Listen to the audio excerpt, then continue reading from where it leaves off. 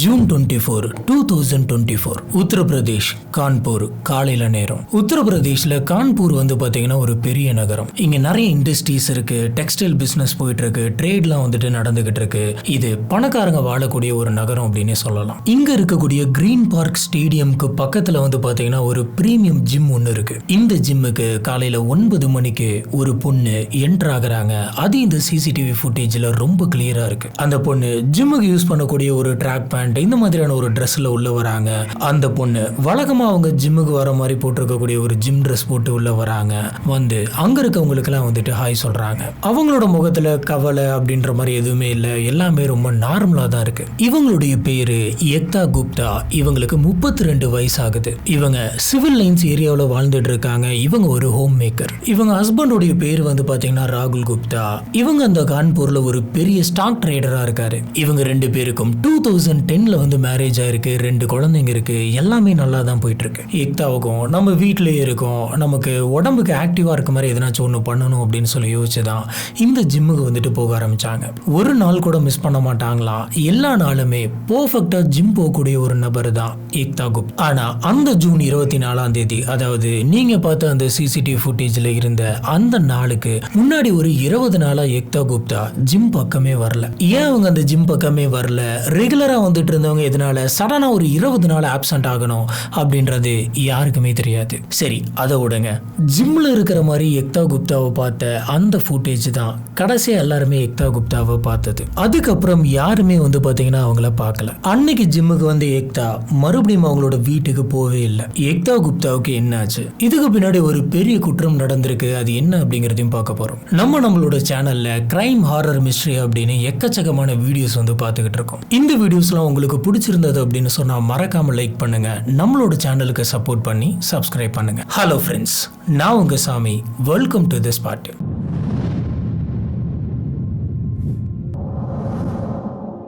இப்ப அன்னைக்கு ஜிம்முக்கு போன ஏக்தா குப்தா மறுபடியும் வீட்டுக்கு வரவே இல்லை. இதனால வீட்டுல இருந்து இவங்களோட ஹஸ்பண்டான ராகுல் குப்தாவுக்கு என்ன பண்றது அப்படின்னு தெரியல. என்னாச்சு இவ்வளவு மணி நேரம் ஆகியுமே ஜிம்ல இருந்து வரலையே அப்படின்னு சொல்லி கவலைப்பட்ட ராகுல் குப்தா ஏக்தா குப்தாவுக்கு கால் பண்ணி பாக்குறாரு. ஆனா போன் கனெக்ட் ஆகவே இல்லை. போன் கரண்ட்லி சுவிட்ச் ஆஃப்னு வருது. சரி, எதனாச்சும் சுவிட்ச் ஆஃப் ஆயிருக்கும் அப்படின்னு சொல்லிட்டு கொஞ்சம் நேரம் கழிச்சு மறுபடியுமே இவர் கால் பண்ணி பாக்குறாரு. ஆனா அந்த காலும் கனெக்ட் ஆகல. சுவிட்ச் ஆஃப்னே வந்துகிட்டு இருக்கு. இதனால ராகுல் பாத்தீங்கன்னா ரொம்ப ரொம்ப பயந்து போறாரு. சுத்தி எல்லா இடத்துக்குமே போயிட்டு தேட ஆரம்பிக்கிறாரு. ஜிம்முக்கு போய் தேடுறாரு. ஆனா ஏக்தா குப்தா அங்க இல்ல. அன்னைக்கு சாயந்தரம் ஆகுது, நைட் ஆகுது, முழுசா இருட்டாகுது. இதுக்கு மேல நாம அமைதியா இருக்க கூடாது அப்படின்னு சொல்லிட்டு ஸ்ட்ரெயிட்டா இவரு போலீஸ் ஸ்டேஷன் போயிட்டு என்னோட ஒய்ஃபை காணோம் அப்படின்னு சொல்லி கம்ப்ளைண்ட் பண்றாரு. அதாவது இவரு முழுசா 24 மணி நேரம் கூட வெயிட் பண்ண கிடையாது, அதுக்குள்ளாரே போயிட்டு கம்ப்ளைண்ட் பண்ணிடுறாரு. கம்ப்ளைண்ட் பண்ணது மட்டும் கிடையாது, இவரு ஏக்தா குப்தாவோட ஃப்ரெண்ட்ஸ், அவங்களோட ஜிம் மேட்ஸ் அப்படின்னு சொல்லி அவர்கிட்ட என்னென்ன கான்டாக்ட்ஸ் இருக்கோ அது அத்தனைக்குமே கால் பண்ணி என்னோட ஒய்ஃபை நீங்க பாத்தீங்களா, அங்க வந்தாங்களா அப்படின்னு சொல்லி விசாரிக்கிறாரு. இவங்களோட ஃப்ரெண்ட்ஸ், ரிலேட்டிவ்ஸ், ஏக்தா குப்தாவோட ஃபேமிலியில் இருக்கவங்க அப்படின்னு சொல்லி அத்தனை பேர்த்துக்கிட்டையுமே விசாரிக்கிறாரு.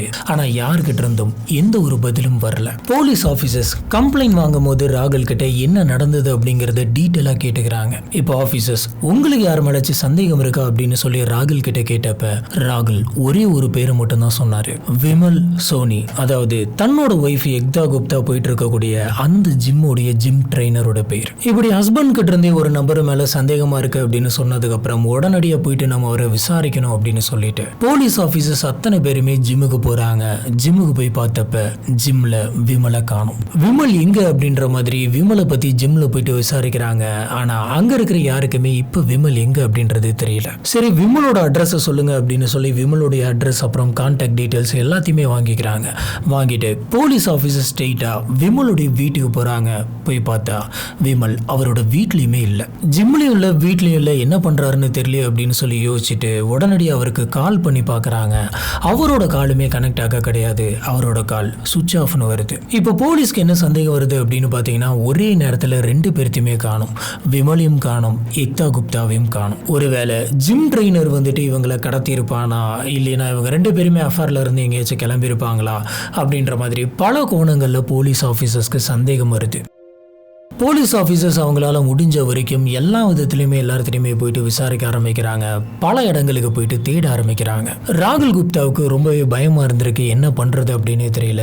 வீட்டில் இருக்கக்கூடிய அவரோட 2 குழந்தைங்களும் அம்மா எங்க அப்படின்ற மாதிரி கேட்டுக்கிட்டே இருக்காங்க. நாட்கள் போய்கிட்டே இருக்கு. ஏக்தா குப்தா வீட்டுக்கு வரல. வீட்டில் இருக்கிற யாருக்கிட்டையுமே வந்துட்டு கான்டாக்டும் பண்ணல. இதனால போலீஸ் ஆஃபீஸர்ஸ் என்ன யோசிக்கிறாங்க அப்படின்னு பார்த்தீங்கன்னா, அவங்க கடத்தப்பட்டிருக்கலாம், அப்படி இல்லைன்னா ஒருவேளை கொலை செய்ய கூட பட்டிருக்கலாம் அப்படின்னு யோசிக்கிறாங்க. இதனால போலீஸ் ஆஃபீஸர்ஸ் ஒரு பக்கம் இன்வெஸ்டிகேஷன் பண்ணிட்டு இருந்தாலும் இன்னொரு பக்கம் வந்து பார்த்தீங்கன்னா லேக்ஸில், ரிவர்ஸில், ஒதுக்குப்புறமா இருக்கக்கூடிய இடங்கள்ல அப்படின்னு சொல்லி எல்லா இடத்துலையும் போயிட்டு சர்ச் பண்ணிட்டு இருந்தாங்க.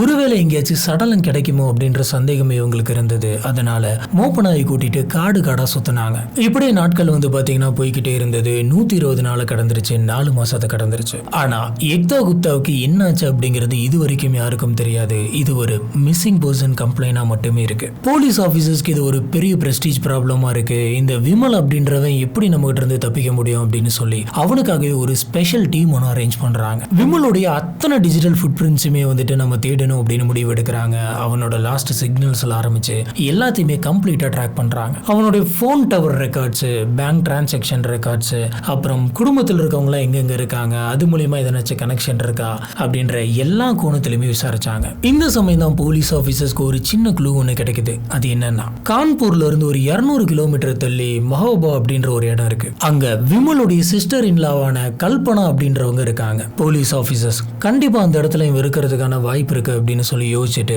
அந்த இடத்துக்கு போனாங்க. இவங்க எதிர்பார்த்த மாதிரி இவன் அந்த இடத்துல மாட்டினான். அக்டோபர் 26, 2024 நைட்டு விமல் சோனியா கரெக்டா 4 மாசம் கழிச்சு அரெஸ்ட் பண்ணாங்க. போலீஸ் ஆபீசர்ஸ் இவனுடைய சிஸ்டர் இன்லாவான கல்பனா கிட்ட விசாரிச்சப்ப ரொம்ப நாளாவே நான் சரண்டர் ஆயிரணும்ன்ற மாதிரி தான் இவன் சொல்லிக்கிட்டு இருந்தான் அப்படின்ற மாதிரி சொல்றாங்க. போலீஸ் ஆபீசர்ஸ் கை விலங்கு போட்டு இவனை அரெஸ்ட் பண்ணி கூட்டிட்டு போனாங்க. இன்ட்ராகேஷன் ரூம்ல இவனை உட்கார வச்சு எல்லா கேள்விகளுமே கேட்கறாங்க. இப்படி இவங்க கேட்ட ஃபர்ஸ்ட் கேள்வி, ஏக்தா குப்தா எங்க? விமல் வந்துட்டு ரொம்ப நேரமா அமைதியா இருந்ததுக்கு அப்புறமா கொஞ்சம் கொஞ்சமா பேச ஆரம்பிக்கிறான். இப்படி பேச ஆரம்பிச்சப்ப இவன் ஒரு கதையை சொல்ல ஆரம்பிக்கிறான். அது என்னன்னா, ஏக்தா குப்தா ஜிம்ல இருந்து கிளம்பும் போது என்னோட கார்ல தான் ஏறினாங்க. கார்ல ஏறினதுக்கு அப்புறம் நாங்க 2 பேருமே பேசிக்கிட்டு இருந்தோம். நாங்க 2 பேரும் பேசிட்டு இருந்த அந்த சமயத்துல எனக்கு மேரேஜ் ஃபிக்ஸ் ஆயிருக்கு அப்படின்ற விஷயத்த நான் அவங்க கிட்ட சொன்னேன். இதை கேட்டு ஏக்தா குப்தா வந்துட்டு ரொம்ப கோவப்பட்டாங்க. அப்பதான் அவங்க என் மேல இன்ட்ரெஸ்டா இருக்காங்க அப்படின்ற விஷயத்த நான் தெரிஞ்சுக்கிட்டேன். நான் வந்து எனக்கு மேரேஜ் ஃபிக்ஸ் ஆயிருச்சு, நான் என்ன பண்ண முடியும், நீங்க ஏற்கனவே ஒரு ஃபேமிலி லைஃப்ல இருக்கீங்க அப்படின்னு சொல்லி எவ்வளவு சொல்லி பார்த்தேன். ஆனா அதை ஏக்தா குப்தா கேட்கவே இல்லை. நான் எத்தனையோ தடவை சொன்னேன் அப்படின்ற மாதிரி விமல் சொல்றான். ஒரு கட்டத்துல எங்க 2 பேருக்கு நடுவில் நிறைய ஆர்கியூமெண்ட் ஆச்சு. அந்த ஆர்கியூமெண்ட் ஒரு பெரிய ஃபைட் ஆச்சு. என்ன பிடிச்சி பயங்கரமா அவங்க திட்ட ஆரம்பிச்சிட்டாங்க. இப்படி மாத்தி மாத்தி நாங்க பேசிக்கிட்டே இருந்தோம். என்ன அவங்க போட்டு பயங்கரமா அசிங்கப்படுத்தினாங்க. என்னால ஒரு கட்டம் வரைக்கும் மட்டும்தான் பொறுமையா இருக்க முடிஞ்சது. அதுக்கு மேல நான் ரொம்பவே பொங்கிட்டேன். என்ன பண்றது அப்படின்னு தெரியாம ஒரு கோவத்துல நான் ஒரு பஞ்ச் பண்ணேன். அது அவங்களோட தொண்டையில போயிட்டு விழுந்துச்சு. இப்படி நான் குத்துனதுல வந்துட்டு அவங்க இறந்து போயிட்டாங்க. இது ஒரு ஆக்சிடென்ட் தான், நான் தெரிஞ்சு பண்ண கிடையாது அப்படின்ற மாதிரி சொல்றான். இப்ப விமல் சொல்றது எல்லாமே உண்மையா பொய்யா அப்படின்னு செக் பண்றதுக்காக போலீஸ் ஆபீசர்ஸ் அவங்களோட ஃபேமிலியில் இருக்கிறவங்க அத்தனை பேர்த்திட்டையும் போயிட்டு விசாரிக்க ஆரம்பிக்கிறாங்க. இப்படி விசாரிச்சப்பதான் போலீஸ்க்கு ஒரு விஷயம் தெரியுது.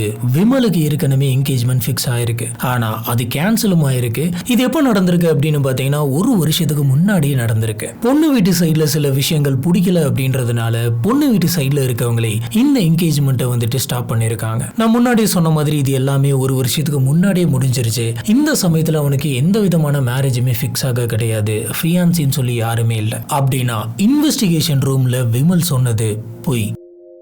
மறுபடியும் போலீஸ் ஆஃபீஸர்ஸ் இன்வெஸ்டிகேஷன் ரூம்ல அவனை கூப்பிட்டு வச்சு உட்கார வைக்கிறாங்க. இந்த தடவை மரியாதையை உண்மையை சொல்லுன்னு கேட்கறாங்க. இப்படி பேசினப்ப இந்த சமயம் வந்து பாத்தீங்கன்னா இன்னும் சில உண்மைகள் வெளியில வருது. ஏக்தா குப்தா விமலுக்கு ஒரு கிளைண்ட் மட்டும் கிடையாது, அதை தாண்டி இவங்களுக்கு இடையில ஒரு ரிலேஷன்ஷிப் இருந்திருக்கு. இவங்க 2 பேருமே ஜிம்ல மட்டும் மீட் பண்ணிக்கிறது கிடையாது. ஜிம்மை தாண்டியுமே இவங்க 2 பேரும் கால் பேசிக்கிட்டு இருந்திருக்காங்க. பல இடங்களுக்கு போயிட்டு மீட்டும் பண்ணிட்டு இருக்காங்க. இப்படியே போய்கிட்டு இருந்தப்ப இவங்க 2 பேருக்கு இடையில சின்ன சின்ன மிஸ் அண்டர்ஸ்டாண்டிங்லாம் வந்திருக்கு. அதுதான் அந்த ஜூன் 24, அதாவது 20 நாள் பிரேக் எடுத்துட்டு 21வது நாள் அவங்க மறுபடியும் ஜிம்முக்கு வராங்க. அன்னைக்கு இவங்க ஒர்க் அவுட் எல்லாம் முடிச்சிட்டு பார்க்கிங் லாட்ல வந்துட்டு வெயிட் பண்ணிட்டு இருக்காங்க விமல் வர்றதுக்காக. அப்ப விமலுடைய கார் வந்திருக்கு. இவங்க விமலுடைய காருக்குள்ள ஏறி இருக்காங்க. இப்ப அந்த காருக்குள்ள என்ன நடந்துச்சு? இந்த சமயம் விமல் சொன்ன கதைப்படி இவங்க 2 பேருக்கு இடையில ஏற்கனவே ஒரு ரிலேஷன்ஷிப் இருந்திருக்கு. விமல் வந்துட்டு ஒரு ஜிம் ட்ரெயினர் அப்படிங்கறதுனால இன்னும் நிறைய பொண்ணுங்க கிட்ட பேச வேண்டியது இருக்கும். அந்த ஃப்ரெண்ட்ஷிப் எல்லாத்தையுமே ஏக்தா குப்தா தப்பா எடுத்து எடுத்துக்கிட்டதாகவும் நீ இதுக்கு மேல பெருசா எந்த ஒரு பொண்ணுகிட்டையும் பேசக்கூடாது அப்படின்ற மாதிரி அவங்க இவங்கிட்ட சண்டை போட்டதாகவும் சொல்றான். இதனாலதான் அன்னைக்கு சண்டை வந்துச்சு. அந்த சண்டை வந்துட்டு ஒரு பெரிய ஆர்குமெண்டா மாதிரி ஃபைட் பண்ணி அந்த கோபத்துல நான் தெரியாம அவங்களோட கழுத்துல வந்துட்டு பஞ்ச் பண்ணிட்டேன். இப்படி நான் பஞ்ச் பண்ணதுல அடுத்த செகண்ட் டே வந்துட்டு எக்தா குப்தா அன்கான்சியஸ் ஸ்டேட்டுக்கு போயிட்டாங்க. அதுக்கு மேல எனக்கு என்ன பண்றது அப்படின்னு தெரியல. இவங்க வெளியில போயிட்டு சொன்னா கண்டிப்பா போலீஸ் நம்மள ஜெயில போட்டுருவாங்க அப்படின்னு நான் பயந்தேன். இதனால என்கிட்ட இருந்த ஒரு கயிறு எடுத்து அவங்களோட கழுத்துல போட்டு இருக்குன அப்படின்னு சொல்றான். இப்படி இருக்குனதுல ஒரு கட்டத்துல எக்தா குப்தா இறந்து போனாங்க. இந்த ஹுண்டாய் i10 கார்ல எக்தா குப்தாவோட சடலத்தை வச்சுக்கிட்டு நான் சிட்டில கொஞ்சம் தூரம் அங்க இங்கன்னு போய்கிட்டு இருந்தேன். அந்த கான்பூர் ரோட்ல காருக்குள்ள படுத்து கிடந்த எக்தா குப்தாவை பெருசா யாருமே நோட் பண்ணிருக்க மாட்டாங்க. இப்போ விமலோட மைண்ட்ல என்ன இருக்கு அப்படின்னு பாத்தீங்கன்னா இந்த சடலத்தை எப்படி மறைக்கிறது. கான்பூர் அப்படிங்கிறது ரொம்பவே பாப்புலரான ஒரு சிட்டி. எங்க போனாலும் அங்க மக்கள் கூட்டம் வந்துட்டு இருந்துகிட்டே தான் இருக்கும். இதுக்கிடையில ஒரு சடலத்தை கொண்டு போயிட்டு நம்ம மறைச்சு வைக்கிறது இல்ல எங்கேயாச்சும் போட்டு வருது அப்படிங்கிறது நம்மளுக்கு ரொம்ப ரொம்ப ரிஸ்க். இப்போ எனக்கு என்ன பண்றது அப்படின்னு தெரியல. அதனாலதான் அப்படின்னு சொல்லி ஒரு விஷயத்தை இவன் போலீஸ் ஆபீசர்ஸ் கிட்ட சொல்றான். அதனால நீ என்ன பண்ண அப்படின்னு சொல்லி கேட்ட போலீஸ் ஆபீசர்ஸ்க்கு இவன் சொன்ன விஷயம் பயங்கரமான ஷாக்கா இருந்திருக்கு. ஏன்னா போலீஸ் ஆபீசர்ஸ்க்கு இவன் அந்த பாடியை எங்க மறைச்சு வச்சிருக்கான் அப்படின்னு தெரியல. அந்த சடலத்தை தேடி இருக்கிற எல்லா இடத்துலயுமே சுத்தி தேடிட்டாங்க. அங்க இருக்கக்கூடிய காடு ஆறு அப்படின்னு சொல்லி எல்லா இடத்துலயுமே தேடிட்டாங்க. எங்கேயுமே அந்த சடலம் கிடைக்கல. அங்க எங்கேயுமே கிடைக்காததுக்கான ஒரு காரணத்தை விமல் இப்ப சொல்றான். விமல் வந்துட்டு திருஷ்யம் அப்படின்ற ஒரு படத்தை பார்த்திருக்கான். அதாவது இங்க ரீமேக் ஆகி வந்த பாபநாசம் படம். இதுல கமல் சார் நடிச்சிருப்பாரு. 2015ல இந்த படம் வந்துட்டு இங்க ரிலீஸ் ஆச்சு. அப்புறம் முக்கியமான ஒரு விஷயம், இது ஒரு ஸ்பாயிலர் அலாட்டு. இந்த படத்தை யாராச்சும் பார்க்காம இருக்கீங்க அப்படின்னு சொன்னா உங்களுக்கு ஒரு முக்கியமான ட்விஸ்ட்டை வந்துட்டு ரிவீல் பண்ற மாதிரி கூட இருக்கலாம். அதனால பாபநாசம் படம் பார்க்காதவங்க, திருஷ்யம் படம் பார்க்காதவங்க இந்த இடத்துல கொஞ்சம் அலர்ட் ஆயிக்காங்க. ஓகே, நம்ம என்ன அப்படின்றத பார்க்கலாம். அந்த படத்துல வந்து பாத்தீங்கன்னா அந்த சடலம் எங்க இருக்கு அப்படின்றதான் ஒரு பெரிய ட்விஸ்டாவே இருக்கும். ஏன்னா ஒரு சடலம் கிடைச்சாதான் அதை பிரேத பரிசோதனை பண்ணி எப்படி கொலை பண்ணியிருக்காங்க, எந்த மாதிரி கொலை பண்ணியிருக்காங்க, யாரு கொலை பண்ணியிருக்கா அப்படின்ற விஷயங்கள்லாம் வந்துட்டு கேதர் பண்ண முடியும். அதனால அந்த படத்துல வந்து பாத்தீங்கன்னா அந்த சடலத்தை அவர் எங்க மறைச்சு வச்சாரு அப்படின்றதான் ஒரு பெரிய ட்விஸ்டாவே இருக்கும். அவர் அந்த படத்துல வந்து பாத்தீங்கன்னா போலீஸ் ஸ்டேஷனுக்கு அடியில ஃபவுண்டேஷன்ல வந்துட்டு மறைச்சு வச்சிருப்பாரு. இதை பார்த்த விமல் வந்து அதுல இன்ஸ்பயர் ஆகி நம்மளும் இந்த மாதிரி பண்ணலாம் அப்படின்னு யோசிச்சான். இப்போ அவனோட மைண்ட்ல வந்துட்டு இந்த ஏரியாவிலே ரொம்ப ஹை செக்யூரிட்டியா இருக்கக்கூடிய ஒரு இடம் எது அப்படின்றத பார்க்க ஆரம்பிச்சான். அது டிஸ்ட்ரிக்ட் மேஜிஸ்ட்ரேட்டோட அபிஷியல் ரெசிடென்ஸ். இந்த காம்பவுண்டுக்கு பக்கத்துல வந்து பாத்தீங்கன்னா ஒரு ஆபீசர்ஸ் கிளப் ஒன்னு இருக்கு. எப்பயுமே அந்த இடத்துல பயங்கர செக்யூரிட்டி இருக்கும். ஆர்ம்டு கார்ட்ஸ் இருப்பாங்க, செக்யூரிட்டி பேட்ரோல்ஸ், அது இதுன்னு சொல்லிட்டு எக்கச்சக்கமான செக்யூரிட்டி இருக்கும். இது ஒரு விஐபி ஜோன் அப்படின்னு சொல்லலாம். இதனால இவன் கொலை பண்ணி முடிச்சதுக்கு அப்புறமா யாருக்குமே தெரியாம அந்த சடலத்தை இந்த இடத்துக்கு கொண்டு வந்தான். நைட்டு நேரம் அங்கிருந்து செக்யூரிட்டி கார்டு யாரோட கண்ணிலுமே படாம பொறுமையா உள்ள போய் டிஎம் பங்களா ரோட்டு கிட்ட கரெக்டா ஒரு இடத்த பார்த்து அங்க தோண்டி சடலத்தை உள்ளார வச்சு புதைச்சிருக்கான். அதாவது எக்தா குப்தாவோட சடலத்தை அங்க இருக்கிறதுல ரொம்ப பவர்ஃபுல்லான ஒரு காம்பவுண்டுக்கு அடியில புதைச்சிருக்கான். அடுத்த 120 நாளைக்கு போலீஸ் ஆஃபீஸர்ஸ் அங்கே இருக்கக்கூடிய ஏரி குளம் குட்டை அப்படின்னு சொல்லி எல்லா இடத்துலையுமே தேடி இருக்காங்க. ஆனால் அங்கே எங்கேயுமே கிடைக்கல. இவன் படத்தில் பார்த்த ஒரு ஐடியா வந்துட்டு ரியலாகவே எக்ஸிக்யூட் பண்ணியிருக்கான். விமல் சடலம் எங்கே இருக்கு அப்படின்னு சொன்னதுக்கு அப்புறம் போலீஸ் ஆஃபீஸர்ஸ் ஒரு பெரிய டீம் ஒன்று ஃபார்ம் பண்ணி கூடவே ஃபாரன்சிக் டீமையுமே அமுச்சு வச்சு அந்த இடத்த போயிட்டு தோண்டினாங்க. நல்ல ஹெவியான மிஷின்ஸ்லாம் வச்சு அந்த காம்பவுண்டு கீழே கம்ப்ளீட்டாக ட்ரில் பண்ணாங்க. இப்படி கொஞ்ச நேரமாக கண்டினியூஸாக தோண்டிக்கிட்டே இருந்ததுல அவங்களுக்கு உள்ளார 4 மாசம் டீகம்போஸ் ஆன நிலைமையில ஒரு பொண்ணுடைய சடலம் கிடைச்சது. அங்க இருக்கக்கூடிய எல்லாருக்குமே ரொம்பவே நல்லா தெரியும் இது எக்தா குப்தாவுடைய சடலம் தான் அப்படின்னு. இருந்தாலும் இதை ஒரு தடவை கன்ஃபார்ம் பண்ணிக்கணும் அப்படிங்கிறதுக்காக அந்த சடலத்தை வச்சு டிஎன்ஏ டெஸ்ட் எடுக்கலாம் அப்படின்ட்டு முடிவு பண்ணாங்க. அது மட்டும் இல்ல, அந்த சடலத்தை இமீடியட்டா பிரேத பரிசோதனைக்காக அனுப்பி வச்சாங்க. எக்தா யூஸ் பண்ண பொருட்கள்ல இருந்து எக்தாவுடைய டிஎன்ஏ சாம்பிள் எடுத்துக்கிட்டாங்க. அது மட்டும் இல்லாம அவங்களோட குழந்தைங்களோட டிஎன்ஏ சாம்பிளை வச்சும் இவங்களுக்கு இப்ப இந்த இடத்துல கிடைச்சது எக்தா குப்தாவுடைய சடலம் தான் அப்படிங்கறத கன்ஃபார்ம் பண்றாங்க. இதுக்கப்புறம் பாத்தீங்கன்னா பிரேத பரிசோதனை ரிப்போர்ட் வருது. இந்த ரிப்போர்ட்ல பயங்கர ஷாக்கிங்கான ஒரு விஷயம் தெரிய வருது. அதாவது விமல் இன்ட்ராகேஷன் ரூம்ல சொன்ன மாதிரி ஏதோ ஒரு கோவத்துல நான் தெரியாம இந்த மாதிரி குத்திட்டேன் அப்படின்னு சொன்னது போய். பிரேத பரிசோதனை ரிசல்ட் பாக்குறப்ப அவங்களோட முகத்துல, அதாவது அவங்களோட மண்டோட்ல 20 இடத்துல எலும்பு வந்துட்டு நொறுங்கி இருக்கு. தாட எலும்புலாம் வந்து பாத்தீங்கன்னா கம்ப்ளீட்டா டிஸ்லோகேட் ஆயிட்டு ரொம்ப மோசமான நிலைமையில இருந்திருக்கு. இதெல்லாம் வச்சு பாக்குறப்ப இது ஏதோ ஒரு ஒன் பஞ்சில் நடந்த மாதிரி தெரியும். தெரியல, இது ஏதோ மூர்க்கத்தனமா ஏதோ ஒரு பொருள் எடுத்து ரிப்பீட்டடா அடிச்சுக்கிட்டே இருந்திருக்கணும். அப்படி பண்ணாதான் இந்த மாதிரி எலும்புலாம் வந்துட்டு நொறுங்கி இருக்கணும் அப்படின்னு சொல்றாங்க. இவன் சொன்ன மாதிரி அதுக்கப்புறம் இவன் கயிறு எடுத்து இருக்கிருக்கான். அதுவுமே வந்துட்டு இந்த பிரேத பரிசோதனை ரிப்போர்ட்ல ரொம்பவே தெளிவா தெரியுது. மொத்தத்துல இது வந்து பாத்தீங்கன்னா அந்த சமயம் உணர்ச்சி வசப்பட்டு திடீர்னு நடந்த மாதிரி தெரியல. எப்படியாச்சும் இவளை கொன்னே ஆகணும் அப்படின்னு சொல்லிட்டு பக்காவா பிளான் பண்ணி ஆயுதத்தை எடுத்துட்டு வந்து மாத்தி மாத்தி மூர்க்கத்தனமா அடிச்சு கொலை பண்ண மாதிரி இருக்கு. இன்னும் சொல்ல போனா இந்த மாதிரி ஒரு இடத்துல கொண்டு போயிட்டு புதைக்கலாம் அப்படின்ற ஐடியா கூட இவனுக்கு முன்னாடி இருந்திருக்கணும். அதாவது கொலை பண்றதுக்கு முன்னாடி. இந்த கேஸை விசாரிச்ச போலீஸ் ஆபீசர்ஸ்க்கு பல சந்தேகம் இருக்கு. ரொம்ப முக்கியமான ஒரு பிளேஸ்ல ஒரு ஹெட் குவார்டர்ஸ்க்கு பக்கத்துல கொஞ்சம் யூஸ் பண்ணாம இருந்த ஒரு பழைய பில்டிங் கிட்ட தான் வந்துட்டு இவன் இந்த சடலத்தை புதைச்சிருக்கான். அதனால பெருசா இவன் யார்கிட்டையும் மாட்டல அப்படின்னு கூட வச்சுக்கலாம். ஆனா அந்த இடத்துக்கு போகணும்னா பல செக்யூரிட்டிஸை தாண்டி தான் வந்துட்டு இவன் போயிருக்கணும். யாரோட ஹெல்ப்பும் இல்லாம எப்படி இவன் ஒரு சடலத்தை எடுத்துட்டு போயிட்டு அந்த இடத்துல புதைச்சிருக்க முடியும்? அப்படின்னா உள்ள இருக்கிற யாரோ ஒருத்தங்க யாரோ ஒரு செக்யூரிட்டி இவனுக்கு ஹெல்ப் பண்ணிருக்க கூடாது அப்படின்ற மாதிரி போலீஸ்க்கு தோணுது. இதை பத்தி வந்து பாத்தீங்கன்னா இன்னுமே இந்த கேஸ்ல விசாரிச்சுட்டு இருக்காங்க. இது போய்கிட்டே இருக்கு. விமல் வந்துட்டு இன்னுமே கஸ்டடியில் இருக்கான். அவங்ககிட்ட இன்னுமே பல கேள்விகள் வந்துட்டு கேட்டுக்கிட்டு இருக்காங்க. இந்த கேஸை சால்வ் பண்ணதுக்காக கான்பூர் போலீஸ் கமிஷனர் இந்த கேஸை நடத்தின டீமுக்கு 1 லட்சம் ரூபாய் ரிவார்டு தந்தாங்க. இந்த கேஸை பொறுத்த வரைக்கும் எக்தா குப்தா வந்து பாத்தீங்கன்னா ரொம்பவே நார்மலான ஒரு ரொட்டீனை ஃபாலோ பண்ணிட்டு இருந்தாங்க. காலைல எந்திரிக்கிறது, ஜிம் போறது, வீட்டை பாத்துக்கிறது, இந்த மாதிரி. ஆனா அவங்களோட லைஃப் இந்த மாதிரி சடனா மாறும் அப்படின்றது யாருமே எதிர்பார்க்கல. இன்னும் சொல்ல போனா தினம் உங்க வீட்டுல இருக்கக்கூடிய 2 குழந்தைகளும் அம்மா எங்க அப்படின்ற மாதிரி கேட்டுக்கிட்டே இருக்காங்க. இதுதான் இன்னைக்கு நம்ம பார்க்கிற இந்த கேஸ். பாபநாசம் திருஷ்யம் இந்த படத்தை பொறுத்த வரைக்கும் அதுவுமே வந்து பாத்தீங்கன்னா ஒரு படம் தான். அது ஒரு ஃபிக்ஷன் ஸ்டோரி. அதனால ஹீரோ வந்துட்டு எங்கேயுமே மாட்டல. மேபி இதெல்லாம் வந்துட்டு சில விஷயங்கள் இம்ப்ளிமெண்ட் ஆயிருக்கலாம். ஆனா ரியல் லைஃப்ல நமக்கே தெரியாம நம்ம எக்கச்சக்கமான டிஜிட்டல் ஃபுட் பிரிண்ட்ஸ் விட்டுட்டு தான் இருக்கோம். கண்டிப்பா ஏதோ ஒரு விஷயத்துல மாட்டியே ஆகணும்.